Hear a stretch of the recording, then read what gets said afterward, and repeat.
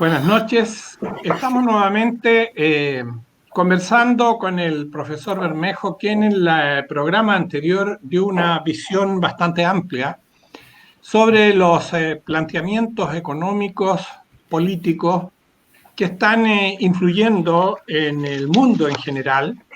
Y hoy día, en esta nueva oportunidad que nos brinda, queremos ir centrando nuestra atención porque estamos inmersos en un proceso político importante para Chile, que es un cambio constitucional, un cambio que puede obviamente motivar una serie de consideraciones que tienen que ver con lo económico. En el programa anterior usted hizo referencia a los niveles que se habían alcanzado en Chile de estabilidad, de credibilidad, de confianza en los procesos que se habían desarrollado a través de la firma de protocolos de libre comercio, etc. Sin embargo, a partir del 18 de octubre del año pasado, una violenta crisis social golpeó a Chile. Esto fue conocido a nivel mundial. Los niveles de violencia llegaron a extremos no conocidos en el país.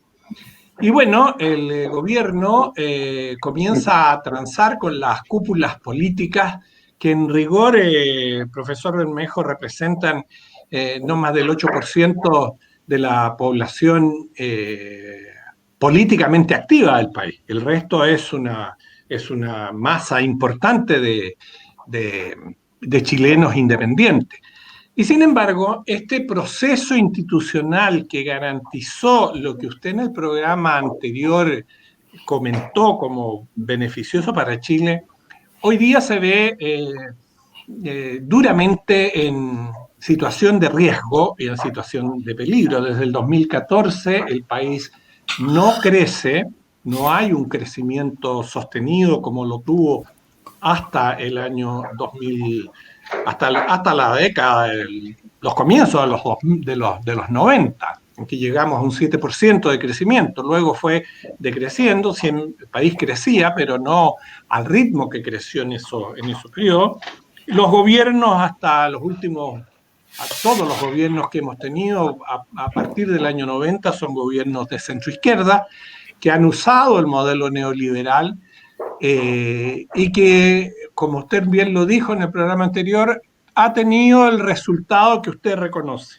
Sin embargo, hoy día la crisis apunta justamente a lo contrario, y de eso me gustaría que junto con los panelistas lo pudiésemos analizar, y usted con su experiencia y su visión internacional darnos también su opinión. Los dejo con la palabra al profesor Bermejo, a Jesús y a Jorge, que nos acompañan en este programa. Yo creo que se quiere parte Jorge, que el que ha hablado menos este rato. Bueno. A ver, profesor, hay varias cosas que nos interesaría ver. En su conocimiento de lo que pudiera tener como trasfondo el bloque de la Unión Europea respecto de un cambio, y pensemos o situémonos en una situación o posición que nos lleve a un sistema cercano como el que tiene Venezuela hoy, o pensemos en Venezuela de hace 20 y pico años atrás. ¿Qué impacto y qué respuesta se puede tener se puede esperar desde Europa desde el punto de vista comercial y político en particular? Bueno, desde el punto de vista de Europa, en teoría, desde que España se adhirió a la Unión Europea, siempre, tanto España como Portugal, siempre se ha intentado de mejorar las relaciones entre la Unión Europea y América Latina. Sí que es cierto, sin embargo, que no siempre se ha obtenido lo que se quería. Y es que dentro de la Unión Europea, pues hay diversos puntos de vista o diversas visiones de qué se puede hacer con América Latina. Francia tiene su política, un poco reservada. Alemania no conoce bien el mundo latinoamericano y parece que tampoco tiene mucho interés. como he señalado antes, Alemania está más volcada hacia el este, hacia los países del este, y esto se ve precisamente con Angela Merkel y cómo han actuado la Unión Europea en el caso de Ucrania, pero con América Latina no. Y esto lo vemos también como con el caso de Venezuela, la Unión Europea pues ha adoptado posiciones diversas, poco contundentes, en relación con el peligro que representa Venezuela para todo el continente latinoamericano. Y yo creo que esto ustedes lo comprenderán, porque es que tenemos en España nosotros ahora también más o menos el mismo problema. Un partido de tendencia, no sé cómo lo llamarán ustedes ahí, chavista se dice por aquí, en el gobierno de la Moncloa, en Madrid, ¿no? En coalición con el Partido Socialista. Y muchas de sus tesis pues, son compartidas o adoptadas también por el Partido Socialista Español. Entonces, ¿cómo Europa ve el continente latinoamericano? Pues yo creo que lo que está ocurriendo en Venezuela no se lo imagina que pueda pasar en Chile. Por varias razones. Chile tiene otra historia. Chile no ha sido una potencia petrolífera como ha sido Venezuela, que ha vivido de ella permanentemente. Yo ya recuerdo cuando yo estaba en París en los años 69-70, un venezolano con una beca entonces de $1.600 de los petróleos de Venezuela, de la empresa petrolífera de Venezuela. Pero Chile, yo creo, respecto a Chile, Chile es otro mundo y es un país bastante más preparado, democráticamente hablando también, económicamente hablando, abierto a la economía, con una sociedad preparada. Tienen ustedes buenas universidades también, cuando se las compara sobre todo con otros países. Y tienen pues una historia económica que es muy difícil que se eche a perder. ¿Que haya riesgos con estos grupos?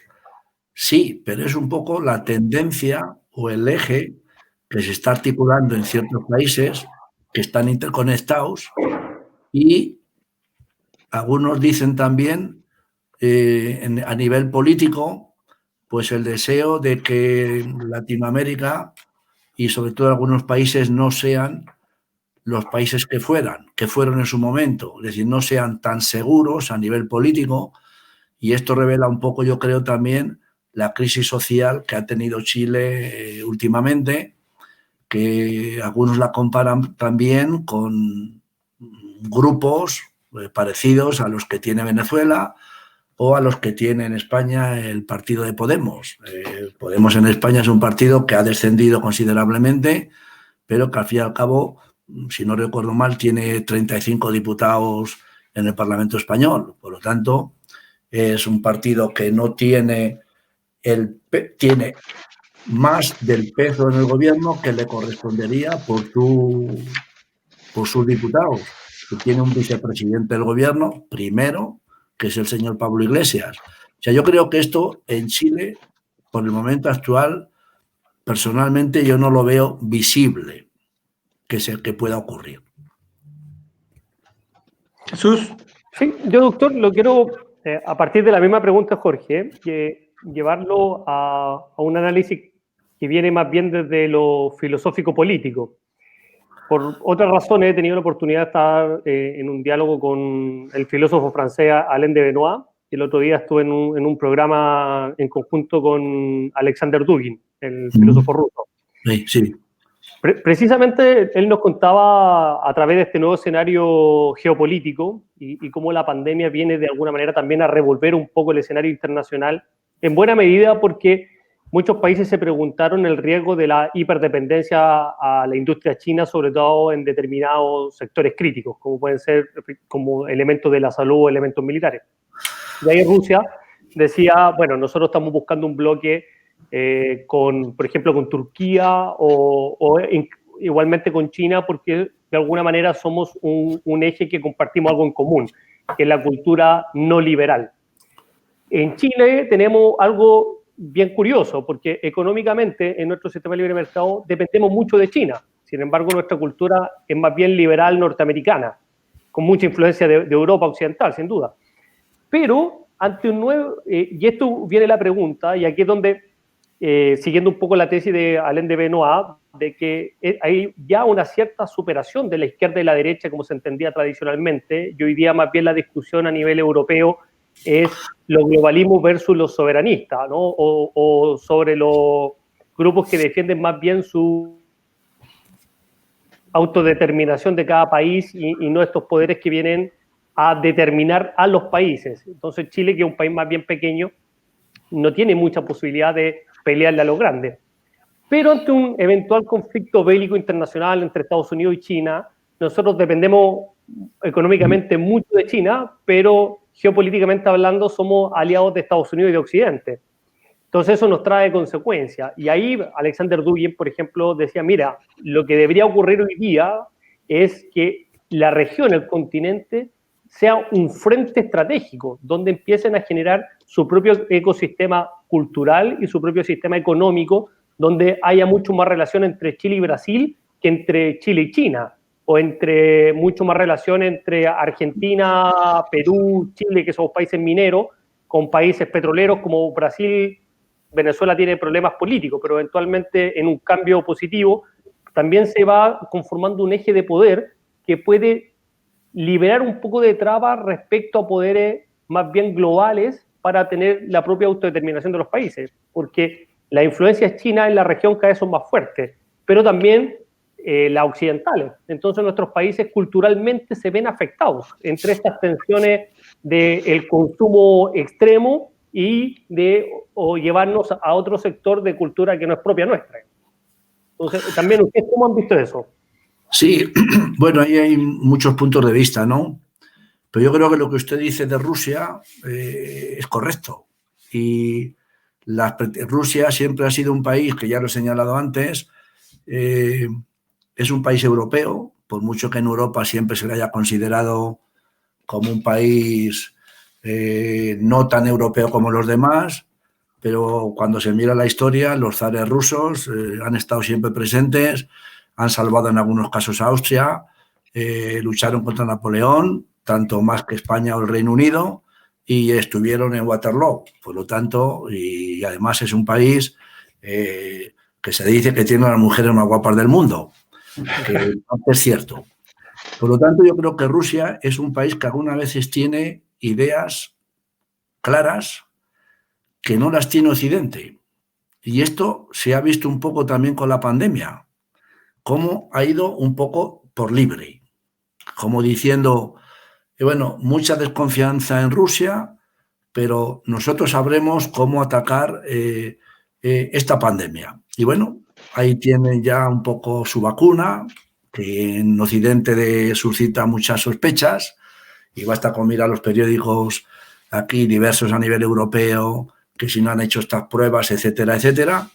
Pero lo que quiero decir es que es un país sumamente independiente, y a nivel cultural y filosófico también. Porque Putin, evidentemente, es un señor que está bautizado, a pesar de que en aquellos momentos en la Unión Soviética ya se permitía todo esto, pero antes no tanto, pero sin embargo los rusos bautizaban a sus hijos de una forma más o menos clandestina, por lo menos a partir del año 45. Entonces es un país culturalmente fuerte y políticamente fuerte, y también evidentemente desde el punto de vista militar. Y esto, Rusia está ahí y estará. Rusia propone, evidentemente, un mundo que sea un poco más, yo diría, respetuoso con la cultura y la tradición de cada país. Porque es que Rusia se ve siempre un poco atacada, y no solamente por los políticos occidentales, sino también incluso, yo diría, hasta por ciertos eclesiásticos, a pesar de todo esto que se baraja hoy día de intercambio religioso o diálogo religioso.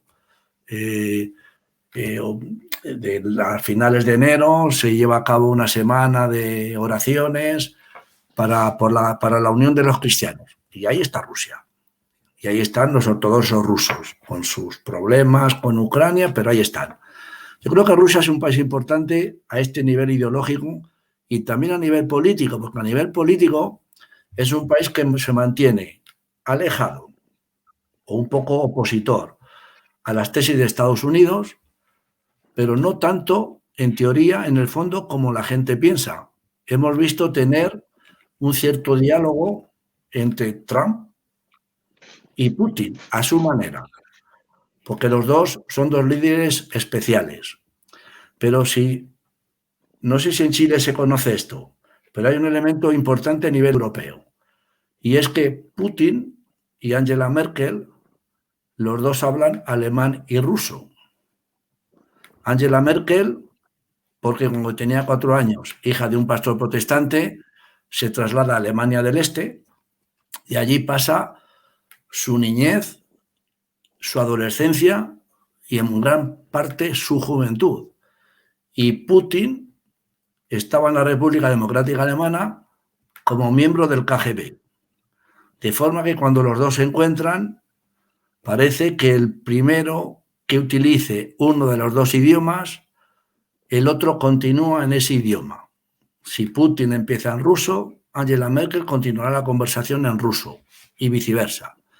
Y hemos visto esto en el caso de Ucrania, en donde Alemania ha sido un país, sí, por las sanciones, por el caso de Crimea, pero cuando se ha hablado del Donbass, de las regiones del este, un poco considerada más, Angela Merkel ha sido prudente, conociendo muy bien el peso que tiene Rusia en esas latitudes y en otras, porque no hay que olvidar que es una potencia con la que hay que contar. Y yo esto ya he hecho alusión antes en sus relaciones también con China. Entonces, a nivel filosófico y político, yo creo que en Latinoamérica esa idea que vienes de trasladar no va a ser fácil de conseguir. Un eje latinoamericano que permita una cierta autonomía propia en un ámbito de relaciones internacionales complejo y complicado, como es el que tenemos en el momento actual, será difícil de conseguir, porque yo creo que lo que se persigue con ese eje no es un eje de contención para estas ideas revolucionarias que tienen algunos grupos sociales, por muy pequeños que sean. Y aquí se ha señalado que en Chile podía haber 8% de la población. Lo que pasa es que esas minorías suelen ser muy activas. Y como son muy activas, luego están los independientes que se dejan muy bien manipular o manejar por estas minorías activas y pueden ser en ese momento un poco peligrosas. Y esto es lo que ha ocurrido en España, evidentemente, con el partido de Podemos, que se inicia en 2014 o 2015, no me acuerdo ya, bajo un movimiento llamado Indignados, y poco a poco vemos cómo han logrado captar a una población, evidentemente, pues un poco de cierta índole política, social, no ya económicamente baja, sino un poco antisistema. Y el movimiento antisistema, como todos sabemos, ya nació en los años 2000 contra la Organización Mundial del Comercio. Pero son grupos, en teoría, peligrosos. Y hablando de Europa, lo mismo ocurre con estas ideas de que en Europa los grupos minoritarios, y esto se ve en materia política, parece que están resurgiendo a nivel político. Pues tenemos el caso de Cataluña en España, el País Vasco en España también, los flamencos en Bélgica, pero que suscita en el ámbito europeo muchas suspicacias, porque son grupos, en teoría, hablando desde el punto de vista democrático, un poco supremacistas, como el presidente de la Generalitat catalana, que no se esconde de decir al resto de españoles que son tal o que son cual, de una forma un poco, como se suele decir, como mínimo, poco respetuosa. Pero esto está presente un poco en los genes de estos grupos. Pero pretender que en Europa esto tenga una cierta aceptación no es lo que se oye en la opinión pública ni es lo que se oye en la calle. Y por cierto, hablando ya de una forma más directa, pues la independencia de Cataluña, como se sabe, pues no ha sido aceptada por los países europeos, a pesar de todos los intentos que han hecho de una forma o de otra, porque se han dado cuenta, es cierto que un poco tarde, de que estaban engañando a la población catalana, diciéndoles que Cataluña podía ser independiente sin dejar de ser miembro de la Unión Europea. Esto, evidentemente, pues es pura y simplemente una mentira destinada a engañar a la mayoría de los catalanes, cuando se sabe que en el propio tratado se dice que la creación de un Estado dentro de otro Estado se sale automáticamente de la Unión y tendrá que solicitar la adhesión. Y la adhesión de ese nuevo Estado requiere la unanimidad de todos los Estados miembros de la Unión Europea. Es decir, que una Cataluña independiente hubiera podido pedir la adhesión, pero hubiera tenido que contar con el voto positivo de España para que se adhiriera a la Unión Europea. Por lo tanto, en Europa yo creo que estos grupos sí que dan mucho que hablar, pero luego ya, pues en Italia vemos ahí la Liga, que no se sabe muy bien si quiere realmente algo o si no quiere, porque es muy italiana, Italia es un país especial también, pues tienen a los del sur, que bueno, que los consideran casi como si fueran inmigrantes, pero de boquilla, porque cuando habla Italia y no se nota precisamente esa lucha, no se nota tanto esa lucha entre el sur y entre el norte, como se suele pretender así un poco en el lenguaje común. Pero ese eje al que ha hecho alusión en América Latina, a mí me cuesta creer que pueda ser un futuro previsible a medio, y yo diría que a un cierto plazo incluso demasiado largo. Yo creo que esto tiene... Profesor, ¿sí? Sí, ¿Sí? es que quiero retomar un poquitito el tema. Aquí en América Latina, hace ya casi 3 décadas, se construyó una frase fantástica para mostrar la realidad nuestra. América no tiene la posibilidad de generar este frente común porque tiene una historia y un idioma común. O sea, lo que debiera unirnos es precisamente lo que nos separa. O sea, uno mira Europa y el que menos habla 2, 3 idiomas, 2 son lenguas propias casi, y eso es normal. Y claro, avanzan pocos kilómetros y ya están en una realidad sociopolítica distinta y otros pocos más y ya se van saliendo del mapa de Europa. Pero acá es muy complicado. En las últimas 3 décadas también nos unimos en lenguaje. A nadie le cuesta entender el esportoñol que se habla en Brasil, y para ello entender lo que es la lengua castellana o el español nuestro sudamericano tampoco es problema para ellos. Entonces, tenemos casi un idioma común, una historia definitivamente común, pero la realidad geopolítica y social de y cultural de cada uno de estos estados, naciones, son muy distintas. Y el problema grave es la nivel de cultura, el nivel de preparación científica, de preparación técnica, y tenemos por lo menos en Chile, un gran complejo con las profesiones y los trabajos técnicos. Todo el mundo quiere ser profesional. Entonces, un país lleno de, voy a mencionar mi profesión, de abogados, no puede desarrollarse ni industrial ni comercialmente. Y algo semejante pasa en el resto de América. Entonces, por eso le digo, esto que parece que fuese el material esencial para unirnos, es precisamente lo que nos separa. Eso por una parte. Y lo otro, usted mencionó un tema que es para nosotros ya un problema. Varios países europeos y Europa en general está enfrentada con el problema de la inmigración. Y en Chile estamos a puertas de superar el 10% de inmigrantes. La mayor parte de ellos ha ingresado ilegalmente al país y se mantienen acá. Y eso nos trae un enorme problema. Hay gente valiosísima que ha llegado, pero también hay una tremenda cantidad de gente que ha llegado a subsistir a Chile. Y así es como vemos campamentos, carpas, tomas de terreno, poblaciones irregulares, construcciones irregulares, sobre consumo de energía, porque una casa de 4 habitaciones la transforman en un habitáculo para 20, 30, 40 personas, generando sobrecargas, incendios y una serie de problemas sanitarios que trae esto. Entonces, vuelvo al tema principal y para que vayamos abriéndonos hacia la inmigración y las complicaciones económicas, pero sobre todo políticas que hay detrás de esto, profesor. Sí, bueno, me ha gustado mucho esta intervención porque me da la posibilidad también de decir algunas cosas que tú has mencionado, pero que yo he dicho en muchas ocasiones a los estudiantes de máster, que venían muchos latinoamericanos a Madrid, por ejemplo, en los que yo he participado en la Universidad Carlos III de Madrid, etcétera, etcétera.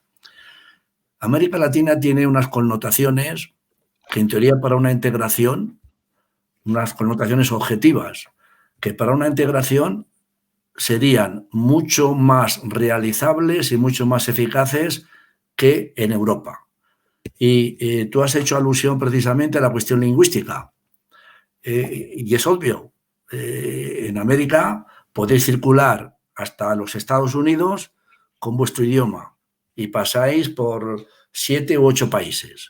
Y no hay ningún problema. Incluso por Brasil, yo he estado yendo 7 u 8 años a Brasil, precisamente a Unisul, a una universidad privada en Florianópolis, y dábamos los cursos en español.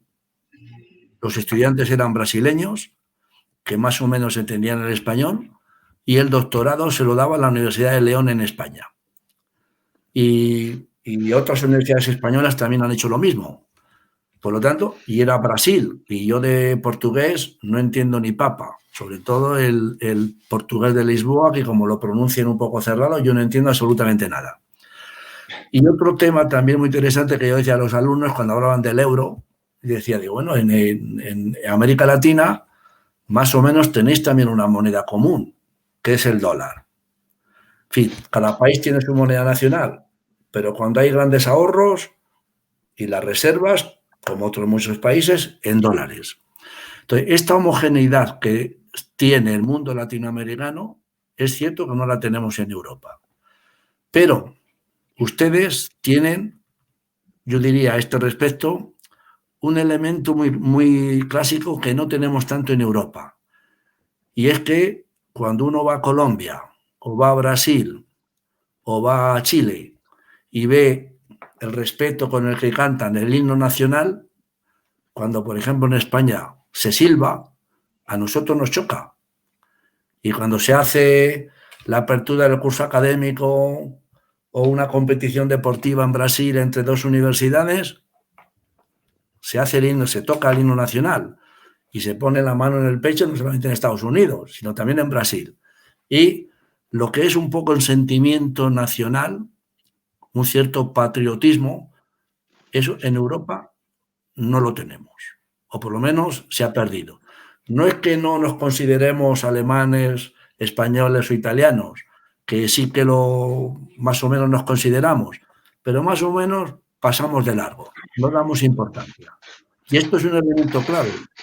Ese aspecto que ustedes tienen, de esa manera, no lo han heredado en teoría de los colonizadores, entre comillas.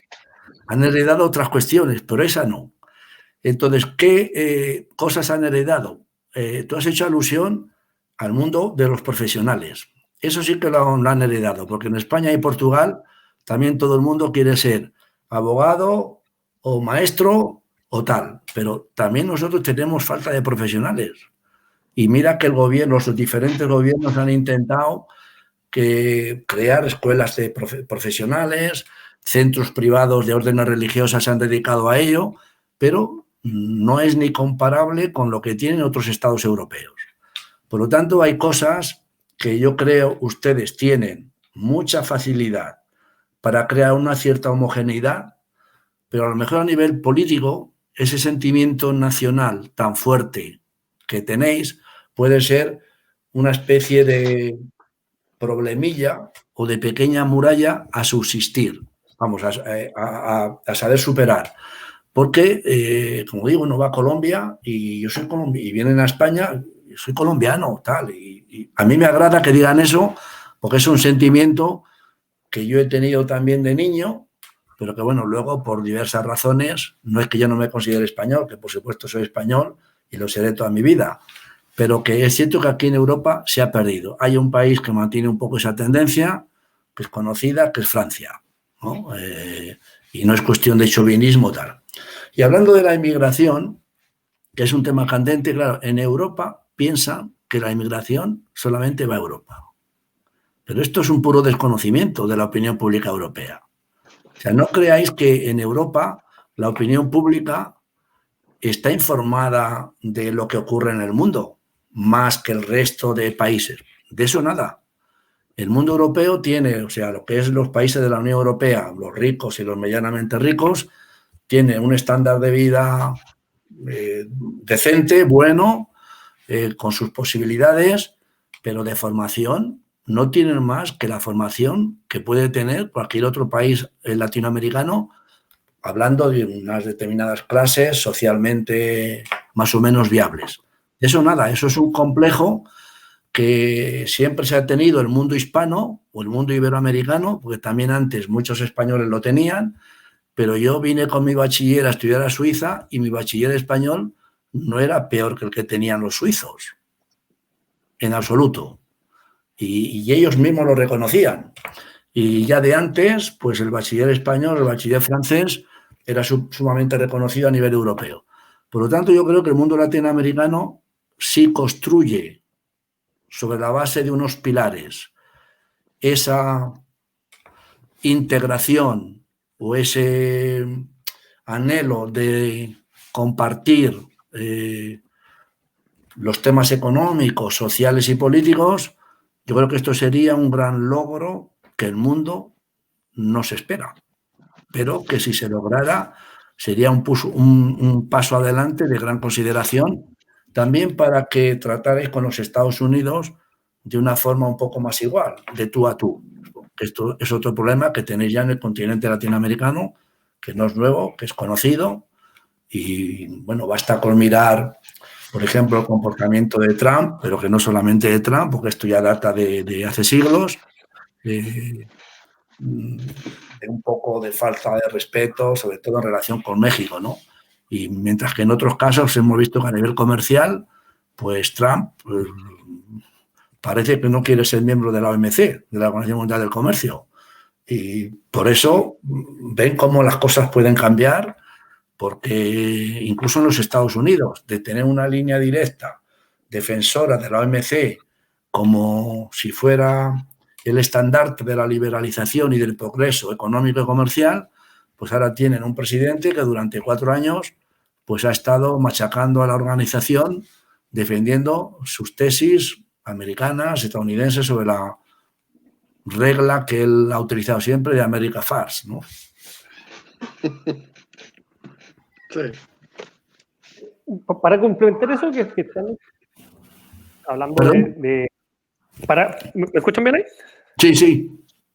Para complementar lo que estamos conversando de una posible unión latinoamericana, es verdad lo que ustedes mencionan, es increíble que teniendo un idioma común no podamos unirnos, y que incluso tenemos un origen común. Pero, y esta es una tesis personal, y yo creo que tiene que ver mucho con los contextos históricos de cómo surgen las organizaciones en el mundo.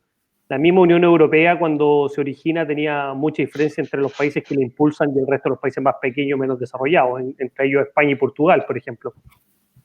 Pero no hay que olvidar que la región latinoamericana socialmente es una sociedad muy nueva en relación a la antigüedad que tiene Europa. Desde el origen greco-romano, de cómo se desparramó una cultura común, pero también desde el pensamiento, y realmente uno puede determinar que a partir de las ideas y los pensamientos se van construyendo las sociedades. En ese sentido, Latinoamérica ha sido una herencia de origen común por los descubrimientos y las posteriores conquistas, pero todavía nunca se ha desarrollado un pensamiento común a lo que pueden ser nuestros países. Siempre hemos estado recibiendo influencias desde el norte y desde Europa. Y también no hay que olvidar que las guerras hacen mucho lo que es hoy día Europa. Nosotros como continente nunca hemos tenido una guerra continental y no nos hemos visto envueltos en otras guerras de mayores dimensiones, salvo Argentina con Inglaterra, pero que tampoco fue una guerra de grandes proporciones como la que se vio en la Primera y Segunda Guerra Mundial.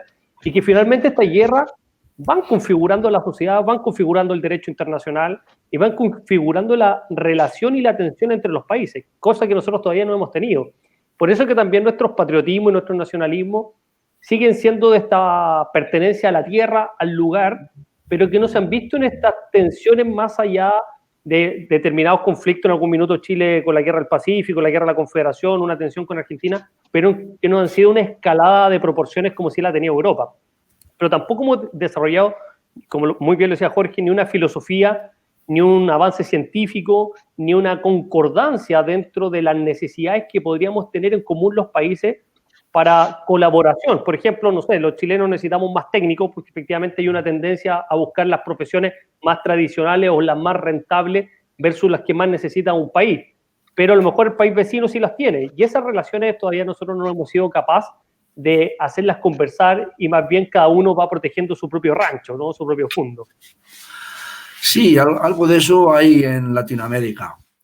Pero bueno, en Europa hemos hablado de la inmigración. Evidentemente Argentina también tiene mucha inmigración paraguaya, por ejemplo, boliviana. La inmigración es un problema en Latinoamérica que aquí ni se aborda y se desconoce. Hoy aquí en Europa, por ejemplo, se dice, se piensa solo en la inmigración que va a Alemania o que va a Francia o que va al Reino Unido.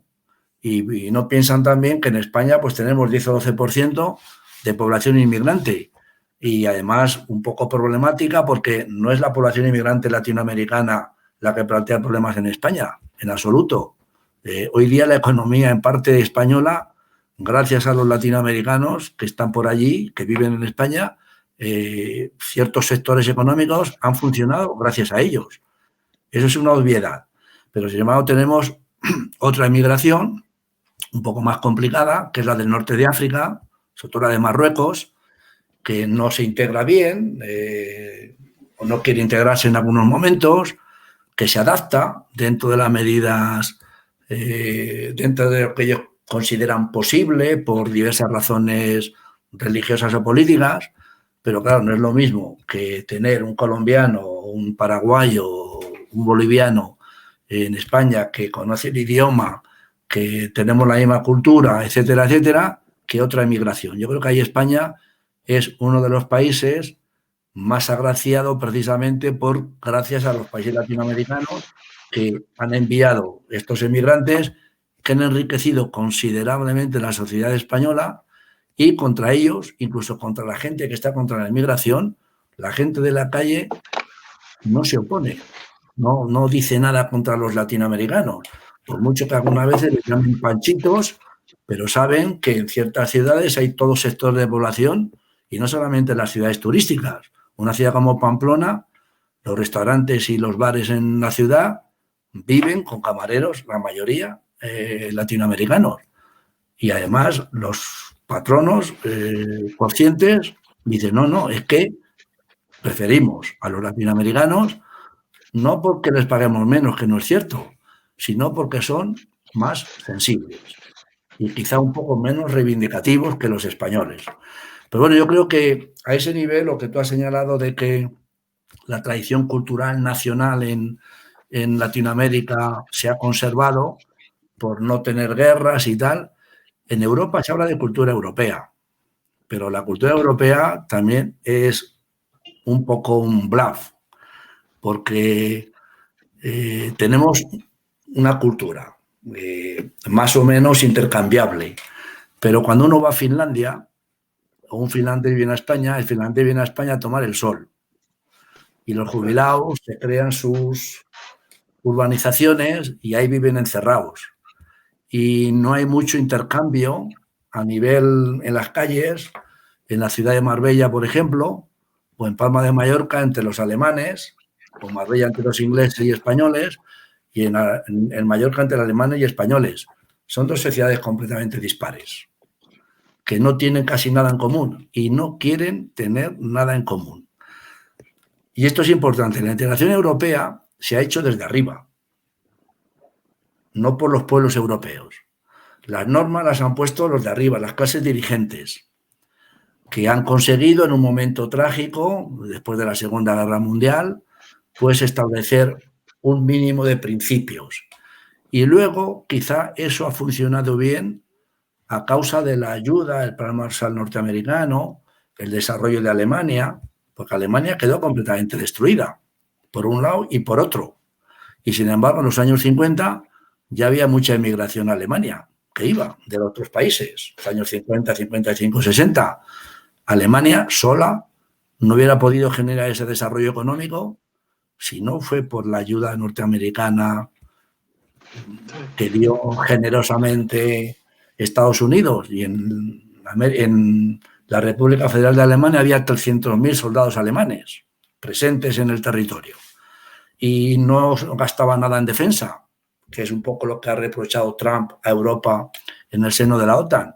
Oiga, gasten ustedes un poco más en defensa porque están viviendo del paraguas de seguridad norteamericano.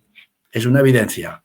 Yo lo he dicho, no ahora ya, desde hace 25 años, que la OTAN estaba protegiendo a Europa con países como Alemania que no contribuían, no solamente ya en la medida de lo posible, sino que generosamente se estaban aprovechando de la seguridad que le ofrecían en este caso los Estados Unidos. Claro, ha venido un señor como Trump y ha empezado a señalar con el dedo, oiga, si ustedes quieren esto, tal.